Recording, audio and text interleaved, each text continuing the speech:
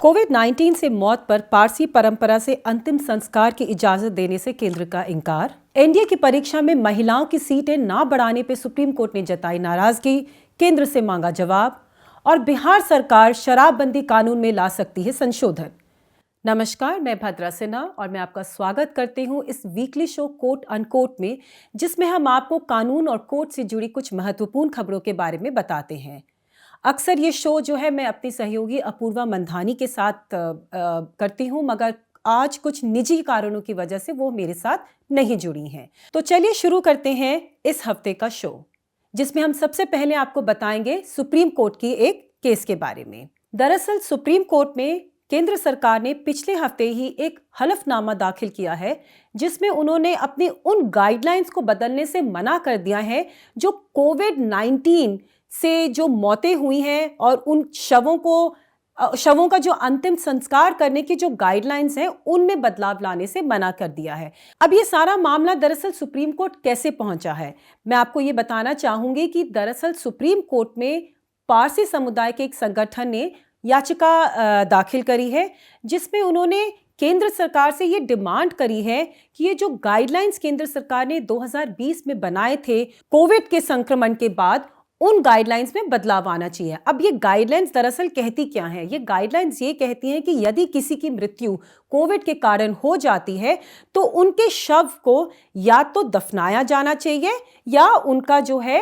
अंतिम संस्कार जो है जला के कर देना चाहिए। अब ये गाइडलाइंस इसलिए लाई गई थी क्योंकि केंद्र सरकार का ये मानना है कि जो कोविड संक्रमण या कोविड का जो इन्फेक्शन होता है वो एक डेड बॉडी में भी रहता है। तो इसलिए यदि इन डेड बॉडी को या इस शव को अगर जलाया या दफनाया नहीं जाएगा तो हो सकता है कि ये इन्फेक्शन जो है फैल जाए, और जिसकी वजह से जो अन्य लोग हैं जो इस डेड बॉडी को एक तरीके से दफनाते हैं या जलाते हैं या क्रिमेशन ग्राउंड में लेके जाते हैं, उनको भी जो है ये इन्फेक्शन हो सकती है। अब बात यह है कि पारसी समुदाय में इन दोनों चीज़ों की जो है परंपरा नहीं है। दरअसल पारसी समुदाय की जो परंपरा है उसमें जो अंतिम संस्कार की दोखवे नशीम परंपरा जिसे कहते हैं, उसके अंडर जो है शव को गिद्धों और अन्य पक्षियों के लिए खुले में छोड़ दिया जाता है।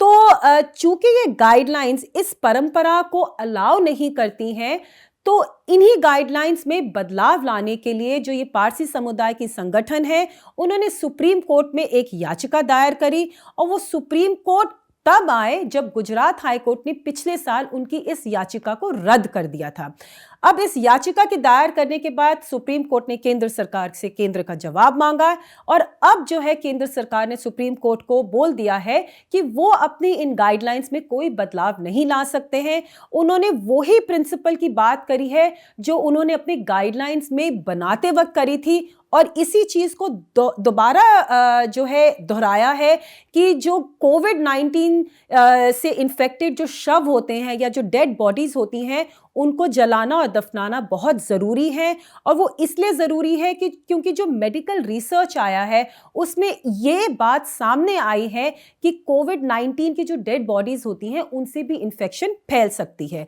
अब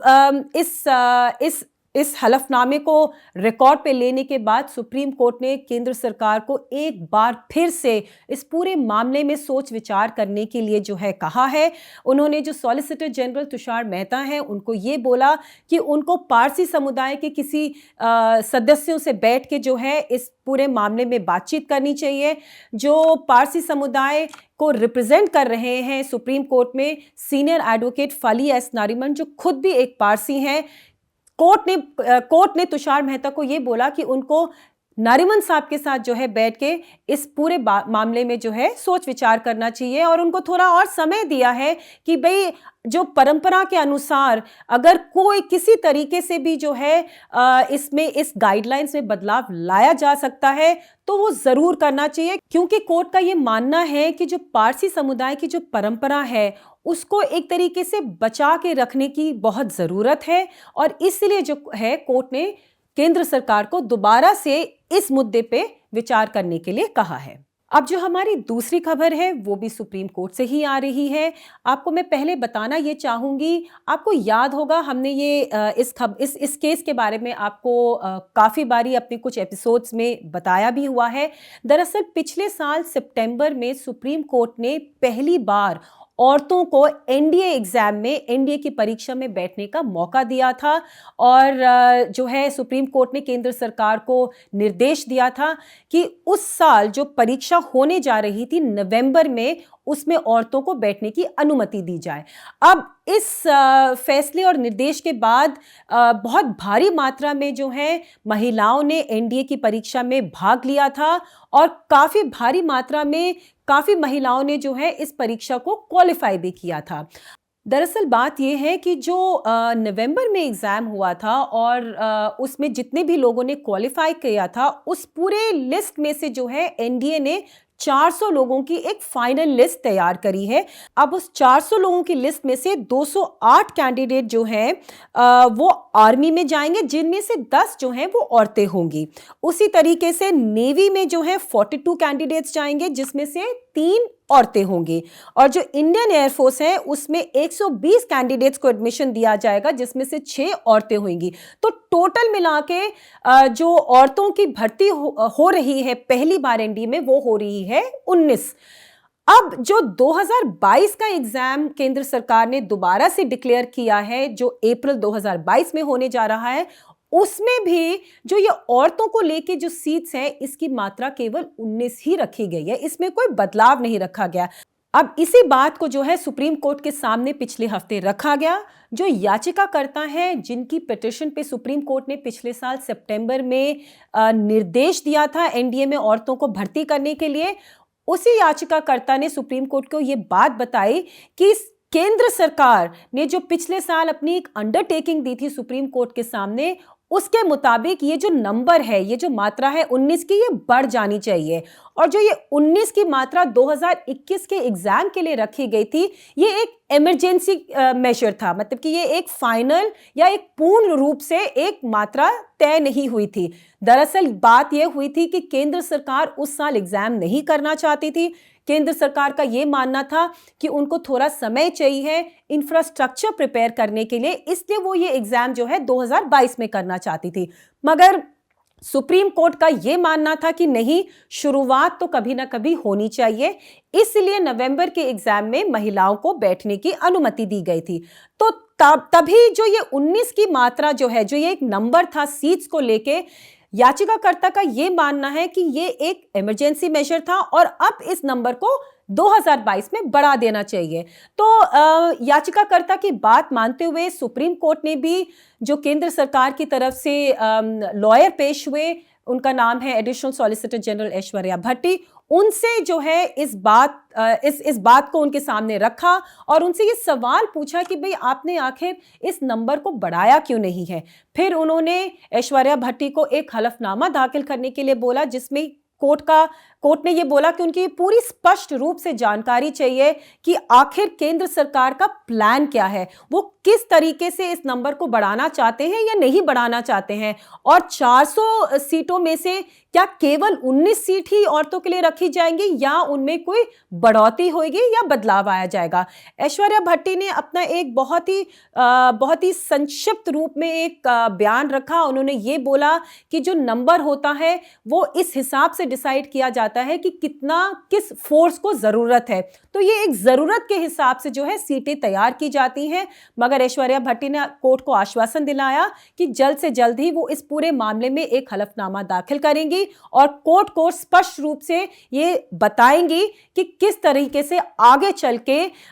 महिलाओं की भर्ती एनडीए में होगी, कि क्या ये नंबर या ये जो सीटें हैं ये बढ़ेंगी या नहीं बढ़ेंगी। अब तीसरी खबर जिसके बारे में मैं आपको बताने जा रही हूं, उसका कुछ कोर्ट से लेना देना नहीं है, बट हाँ बहुत ही महत्वपूर्ण खबर है, क्योंकि ये जो पूरा मुद्दा है ये बहुत विवादों में रहा है। दरअसल बिहार सरकार ने, नीतीश कुमार की जो सरकार है, उन्होंने अपने शराबबंदी कानून में बदलाव यानी कि संशोधन लाने का एक प्रस्ताव रखा है। अब आपको थोड़ा सा बैकग्राउंड बता देती हूँ, वैसे तो सबको पता ही होगा। दरअसल 2016 में बिहार सरकार ने ये कानून अपने राज्य में लाने का फैसला किया था। अब इस कानून के तहत जो है बिहार में शराब बिक नहीं सकती, और यदि कोई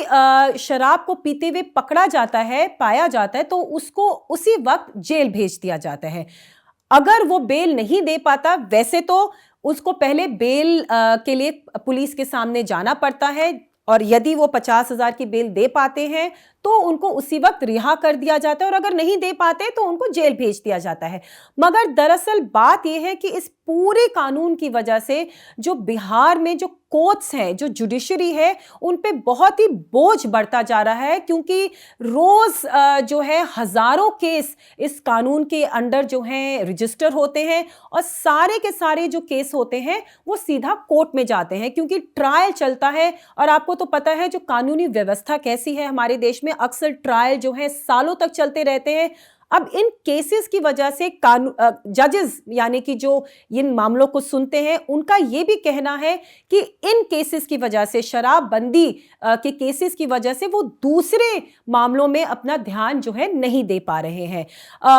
अब जो है पिछले हफ्ते ही नीतीश कुमार की सरकार ने एक निर्णय लिया है, और जो प्रस्ताव के तहत जो बदलाव वो इस कानून में लाना चाहते हैं, उसमें यह होगा कि यदि पहली बार कोई शराब पीते हुए पकड़ा जाएगा तो उसको जेल नहीं भेजा जाएगा, एक एग्जीक्यूटिव मैजिस्ट्रेट के सामने उसका समरी ट्रायल किया जाएगा, और उसको या तो छोड़ दिया जाएगा या उस पर एक फाइन इंपोज कर दिया जाएगा।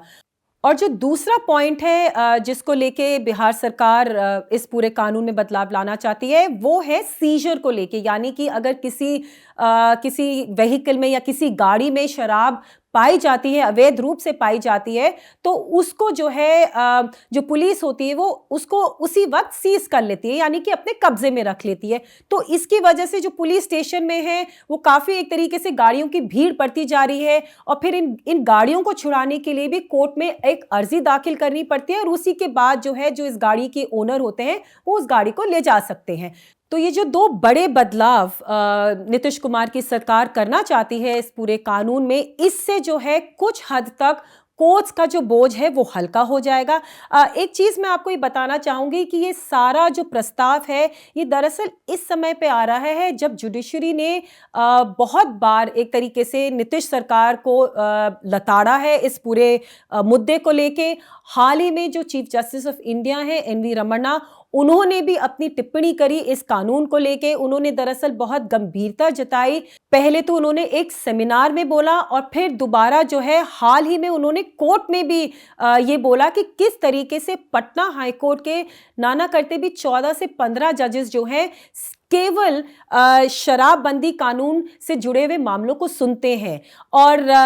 हाल ही में दरअसल पटना हाईकोर्ट ने भी सुप्रीम कोर्ट में एक हलफनामा दाखिल किया है, जिसमें उन्होंने ये बात बोली है कि 70,000 से ज़्यादा जो बेल एप्लीकेशंस पटना हाईकोर्ट में अभी सुनवाई के लिए रखी गई हैं, उनमें से 25% के जो बेल एप्लीकेशंस हैं वो शराबबंदी कानून से ही जुड़े हुए हैं। तो इस पूरे मामले में बिहार के राजनेता ही नहीं मगर जुडिशरी ने भी है जो है अपनी जो है अपना संकोच जताया है कि किस तरह से ये जो कानून है एक तरीके से फेल हो चुका है। और पिछले साल आप लोगों को याद होगा बिहार में एक हुज ट्रेजेडी भी हुई थी जिसकी वजह से काफी लोगों की मृत्यु हुई थी। तो उसको लेके भी जो बिहार में जितने राजनीतिक पार्टियां हैं उन्होंने नीतीश सरकार के खिलाफ अपनी आवाज उठाई और बोला कि ये जो पूरा कानून है इससे एक तरीके से पूरे जुडिशियल सिस्टम और जो पूरा जो पुलिस का सिस्टम है उस पर बहुत ही बोझ बनता जा रहा है। और किसी तरीके से भी जो इस कानून का मकसद था कि लोगों को शराब छोड़ने से प्रोत्साहित किया जाए, वो मकसद जो है वो भी फेल हो चुका है। वो कहीं किसी भी तरीके से वो मकसद जो है वो कायम नहीं हुआ है।